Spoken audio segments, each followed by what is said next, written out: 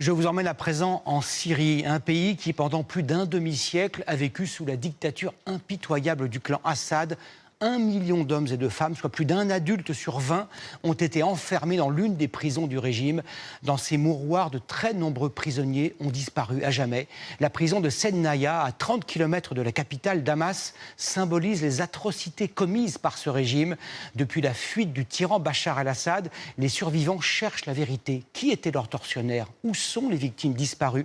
C'est le grand reportage de ce 20h. Il est signé François-Xavier Ménage, David Pires et Patricia Coder. Hadi est un miraculé. Pendant presque 10 ans, il a été détenu dans les prisons du régime de Bachar el-Assad. Aujourd'hui, à notre demande, il accepte de retourner dans la plus célèbre et la plus sanglante prison du pays. Il emprunte la même route que le jour où il a été incarcéré. Son crime, avoir manifesté contre le dictateur. C'était en 2011. Le fourgon était blindé. Aucune fenêtre, aucune vitre. À l'intérieur, impossible pour nous de savoir où nous allions. On appelait ça la voiture à bétail et on allait à l'abattoir. La prison de Sednaya, un monstre de béton, surnommé parfois le camp d'extermination, parce que 30 000 individus, principalement des prisonniers politiques, y seraient morts dans les années 2010. Le lieu a été libéré le jour de la chute de Bachar el-Assad et depuis, la prison est vide. Il faut une autorisation officielle pour y pénétrer. Des islamistes radicaux, anciens combattants en Syrie, contrôlent désormais les lieux.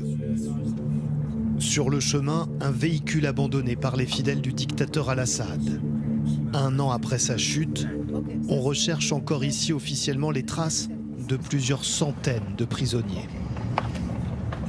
Ce jeune homme vient de Daraa et lui, il vient d'Idlib.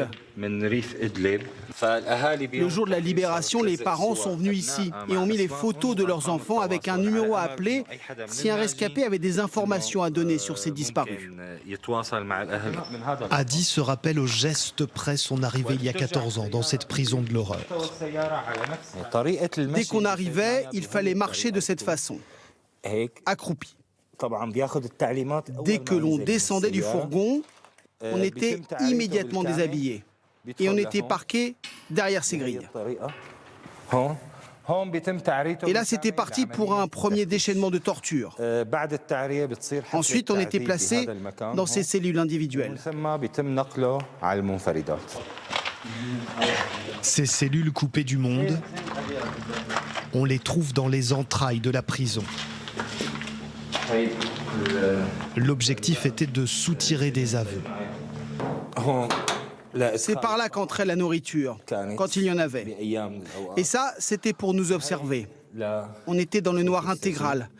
On pouvait rester ici de 5 jours à plusieurs mois. On voit ici une des cellules individuelles. C'était 1 mètre sur 1 mètre.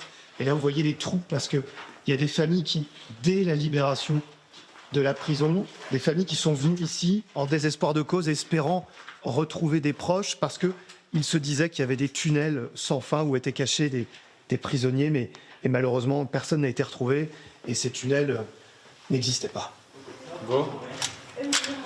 Les détenus étaient parfois ligotés de longues heures, des simulacres d'exécution, des électrocutions pour faire craquer les prisonniers. On pouvait sortir dans la cour 10 minutes chrono. Seulement 1 fois par mois ou tous les 2 mois. Mais même ça, c'était accompagné d'actes de torture. On était obligé de ramper comme ça jusqu'à la cour. Et chaque prisonnier était frappé avec un bâton à chaque mouvement. 1 an après la chute du régime, les enquêtes patinent cruellement. Aux affiches de prisonniers disparus, la justice semble ne rien répondre. Nous sommes à présent dans l'étage supérieur de la prison. Hadi va nous montrer une cellule collective. À l'intérieur étaient entassés des dizaines de prisonniers. Gale, gangrène, parfois la mort.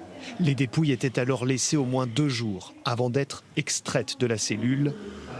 L'inhumanité, c'était aussi la nourriture délivrée. C'est dans cette bassine qu'ils servaient la nourriture pour tout le monde. Il n'y en avait pas assez pour tous. On mangeait à même la bassine. Dans cette prison surpeuplée de Bachar el-Assad, c'est ici que mouraient de nombreux détenus. Le prisonnier était sur cette balustrade et ils utilisaient cette structure-là pour la pendaison. C'est ainsi qu'on exécutait. Un an après la chute du dictateur et la libération des prisons, la justice syrienne n'a pas commencé son travail. Le général et l'officier qui ont pris les décisions d'exécuter tant de détenus ici sont toujours en liberté. Ils ont éliminé un tel nombre de personnes. On doit se battre pour eux. Pour que la justice passe, encore faut-il des preuves. Or, voilà ce qu'il reste du bâtiment administratif de la prison. On est ici dans l'ancien bureau du patron de la prison. Là, alors on devine à peine, hein, c'est le portrait de Bachar el-Assad. Et juste à côté, c'est ça surtout qui est important, eh bien, on se rend compte que la pièce a été incendiée, brûlée donc, au moment où la prison a été libérée pour qu'aucun document compromettant ne soit retrouvé. Il faut se rappeler le désarroi dans cette même prison de Saïd Naya, il y a un an. Alors prise d'assaut par des milliers de Syriens, à la recherche d'un proche disparu. La veille, 54 ans de dictature s'écroulaient sous nos yeux. Devant notre caméra, dans la capitale. Ce bâtiment était l'un des centres névralgiques du système carcéral du clan Assad, là où les décisions arbitraires étaient prises. Sirène encore enclenchée. Avant de prendre la fuite, des proches du régime ont effacé toutes les preuves. Un an plus tard, les principaux tortionnaires n'ont toujours pas été arrêtés. Beaucoup vivent cachés, à l'étranger. Assad, père et fils, ont régné sur la Syrie pendant plus d'un demi-siècle. Et l'ampleur des morts en prison n'est toujours pas documentée avec précision. On est à présent dans le centre-ville de Damas et on a rendez-vous avec une des très rares structures. C'est une association qui cherche toujours des milliers de personnes portées disparues qui étaient dans les prisons du régime de Bachar el-Assad. Ici, une trentaine de personnes se battent tous les jours pour espérer retrouver des dépouilles de prisonniers, parfois enterrés, brûlés. Les familles apportent les rares documents en leur possession et l'enquête commence. Là est indiquée la taille du prisonnier. Pour annoncer la mort d'un détenu, le régime mentait. Il déclarait une thrombose, un rein qui avait lâché ou un AVC. Les parents ne recevaient pas le corps, seulement un certificat de décès. L'association suit actuellement 3000 dossiers de prisonniers disparus. Mais cela fait 10 ans que son président, accompagné par Amnesty International, alerte la communauté internationale.